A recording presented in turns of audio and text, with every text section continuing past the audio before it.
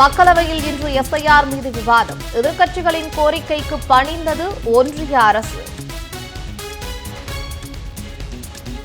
தாயின் சாதியை அடிப்படையாக கொண்டு எஸ்சி சான்றிதழ் வழங்கலாம்.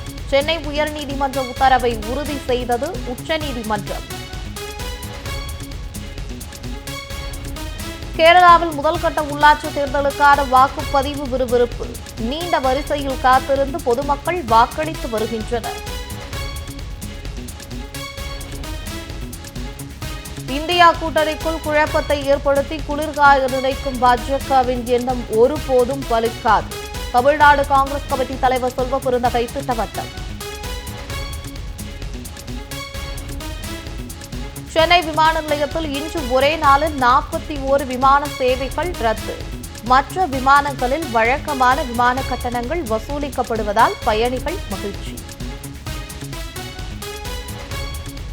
இண்டிகோ நிறுவனத்தின் 5% விமான சேவைகளுக்கான உரிமங்களை ரத்து செய்ய முடிவு. வேறு நிறுவனங்களுக்கு அளிக்க ஒன்றிய அரசு திட்டம். சென்னையில் பனிமூட்டத்தின் தாக்கம் நாளுக்கு நாள் அதிகரிப்பு. குளிர்ந்த காற்றுடன் நிலவும் கடும் குளிர். முழு கொள்ளளவை எட்டியது புழல் ஏரியின் நீர்மட்டம். உபரி நீர் திறப்பு 100 கன அடியில் இருந்து 300 கன அடியாக அதிகரிப்பு. திருப்பத்தூர் அருகே 18 கோடி ரூபாய் ஜிஎஸ்டி வரி செலுத்த கோரி பிரியாணி மாஸ்டருக்கு நோட்டீஸ். வருமான வரித்துறை அலுவலகத்தில் இருந்து கடிதம் வந்ததால் அதிர்ச்சி.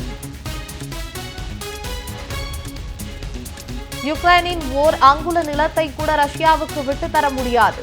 அதிபர் ஜெலன்ஸ்கி அறிவிப்பால் அமெரிக்க அதிபர் டொனால்டு டிரம்ப் கடும் அதிருப்தி. ஜப்பானில் 7.2 ரிக்டரில் சக்தி வாய்ந்த நிலநடுக்கம். கடற்கரை பகுதிகளில் சுனாமி தாக்கியதாக தகவல்.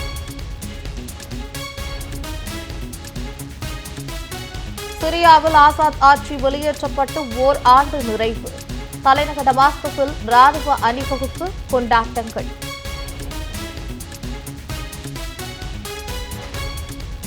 மாலத்தீவில் நடைபெற்ற உலகக்கோப்பை கேரம் போட்டியில் 3 பிரிவுகளில் தங்கம் வென்று அசத்தல். தங்கமங்கை கீர்த்தனாவிற்கு சென்னையில் உற்சாகமான வரவேற்பு.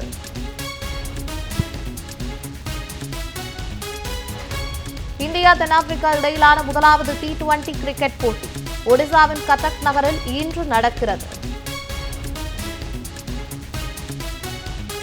வெங்கட் பிரபு இயக்கும் புதிய படத்திற்காக தோற்றத்தை மாற்றினார் நடிகர் சிவகார்த்திகேயன். புதிய தோற்றம் இணையத்தில் வைரல்.